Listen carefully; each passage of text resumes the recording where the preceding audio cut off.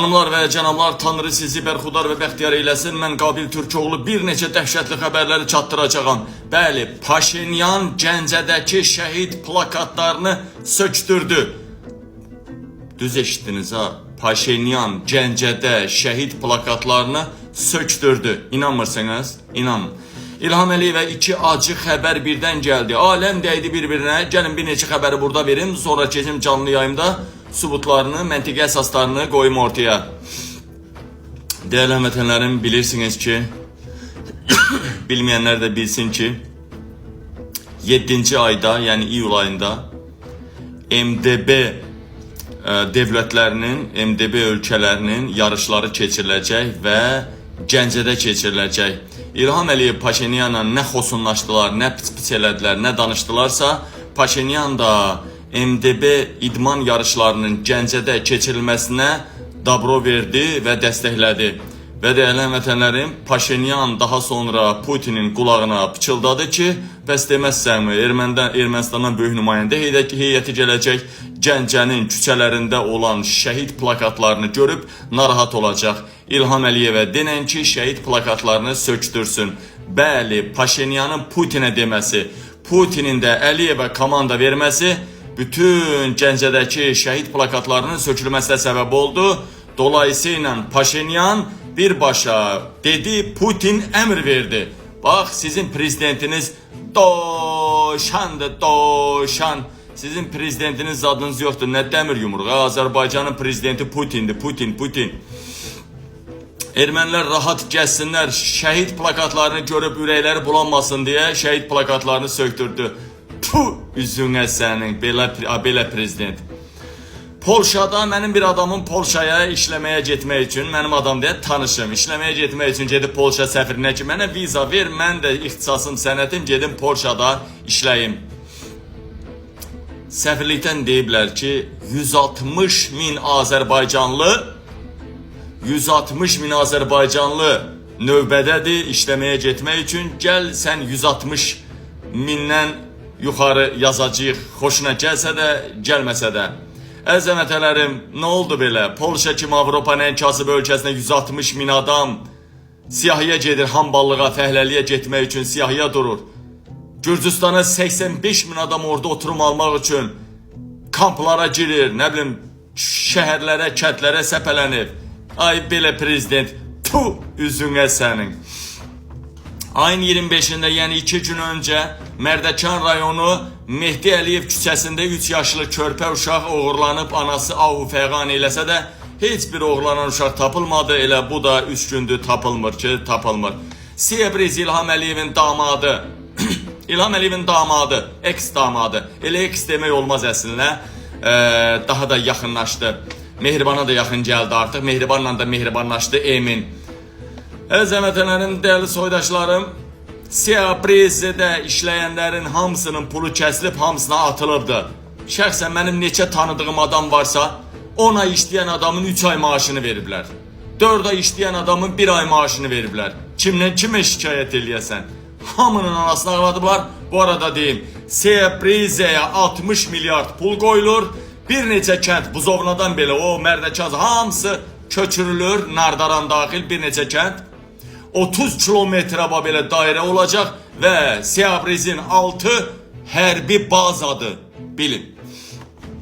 Əzəmətələrim, dəyərli soydaşlarım, İlham Əliyevə acı xəbərin birini verim, birini də birazdan verim, eləmi? Birinci İlham Əliyevə acı xəbər. İlham Əliyevə birinci acı xəbər. İtaliya qəflətən yox dedi, İlham Əliyevin şirkətlərini qovaladı. Baxaq görək kimləri qovaladı. Bildiyiniz kimi Sokar Trading, Azərbaycan Devlət Neft şirkəti, karoç hamısı bir poktu da. İtalyadan qovuldu. 1965-ci ilin Polad əritmə zavodunu, Bakı Polad əritmə zavodu İtalyadan alırdı. 7 milyarda, bunlara ne gəlmiş ki 65-ci ilin zavodunu alırdı. Sadəcə deməli, dəyərli həmvətənlərim, təsəvvür eləyin ki 1 milyarda qədər də pul veriblər avans olaraq. Üst-üstə hələ bir istiqamətdə 7 milyard dollarlıq investisiya qoymalıydı İtalyaya İlham Əliyev və qəflətən qərar verildi devlet. Qovaladılar bütün Əliyevin şirkətlərini. Buradan o nəticəyə gəlmək olar. Burada iki variant var. Birinci variant. İlham Əliyev Avropadan bütün devletler qovduğu kimi İtalya'da qovdu, Meloni də qovdu. Bu birincisi. Eləmi elə. İkincisi nə düşünmək olar? En böyük mafiyalar İtalya'dadır. İlham Əliyev mafya ilə əlbir olaraq buranı alacağım, oranı alacağım, Amerikadan bunu alacağım, İtalya'dan bunu alacağım. Sərmayələr göndərir ya ilkin ödənişlər, sonra da nə deyirlər? Atdı. Pulu vermədilər. Bəli, İlham Əliyev İtalya'dan qovdular. Bilirsiniz də neçə vaxt orada iş getməkdir. Həm neft şirkəti, Sokar, Sokar Trading, həm də Polad əritmə zavodu hamısını qovaladılar. Bu eşşəyin, bu rejimin sonudur qardaş. Bunları kimdir saxlayan? Birinci İlham Əliyevə bəd xəbərim bu. İkinci bəd xəbər. Bəli, bilirsiniz ki Pakistanla Hindistan çox dəhşətli savaş içindədirlər və bu gün də bir-birini vurublar. Və bildiyiniz kimi Pakistanın düşməni olan Hindistana İsrail ən müasir silahlarını veribdir. Və bilirsiniz ki Pakistan nüvə silahı olan yeganə devlətdir. Bilirsiniz ki Türkiye'də Pakistanın bir sözünü iki eləmir. İlham Əliyev indi iki eləyəcəkmi? Bəli. Onlar gəlirlər artıq İsraildən. Pakistan rəhbəri gəlir, indi Laçın aeroportunun açılışını eləyəcəklər. Nə eləyəcəklər bilmirəm. Erdoğan da gəlir. Yəni artıq başları sıxışıb axı. Rədd olunmaq ərəfəsidir axı. Ona görə diktatorlar bir yerə yığışırlar. Və deyilən ədələrim, Pakistanın deməli baş naziri, rəhbəri Şahbaz Şərif İlham Əliyevdən tələb eləyəcək Pakistana yanacaq satılmasın. Pakistanla ilişkilərə kres qoyulsun ya da məhdudiyyət qoyulsun. Üstəlik Pakistan İranla danışdı. Şahbaz Şərif danışdı. İranın hücum silahlarını Azərbaycanla İran İsrailin Azərbaycandakı bazalarından, baxın ha, İran İsrailin Azərbaycandakı bazalarından hücum silahlarını yığışdırmaq imza atılmıştı. Pezeşkiyan gələndə İsrail yığışdırmadı. Ermənistana yaşıl ışık yandırdı, yaşıl kart verdi. Bütün növ silahları, müasir silahları sənə satacağım dedi. Üstəlik Şahbaz Şərif gəldi, İranla danışdı. İndi Şahbaz Şərif də Əliyevə təsir eləyəcək ki, sən hücum silahlarını göndər, İsrailin hücum silahlarını. Zaten Netanyahu batıbdır. İlham Əliyev batanlardan yana olmur, amma burada vəziyyət biraz qəribə ağlamaq tutdu. Başı divara, dal xiyara, maykanı necə çıxardacaq? Cırıb çıxartmaq da bunluq deyil. Dəyərli dəyərli soydaşlarım, bilirsiniz ki, Gəncədə İlgün qardaşımızın ölümü mənə bir neçə polis adları gəldi və bilirsiniz ki, generalın əmri ilə öldürüldü. Bilirsiniz ki, generalın mavini, yəni cinayət axtarışın rəhbəri öldürtürdü, polkovnik öldürtürdü. Amma orada olan polislərin adını deyirəm. Amma bilmirəm nə qədər düzdür mənə. Orada 4-cü mərtəbədə qızla gizli görüşməyə gələn adam görübdü və hal-hazırda Gəncədən qaçıbdı. O adam dedi, qorxur, həyatından çox əngişədədir. Qorxur danışmağa, nəsə deməyə gizlənirdi. Deməli deyir, biri Əli idi, polisin biri Əli idi, Murad idi, şoför də Elçin idi. Ondan sonra polkovnik generalın mavini və orada nələr oldu, nələr həyata keçdi. Elgünü öldürən zaman yaramazlar, alçaqlar hansı axmaq sözlər işlədiblər, nələr deyiblər. Onların hamısını mən canlı yayımda deyəcəm. Gəlin haqsızlığa susmaya canlı yayıma.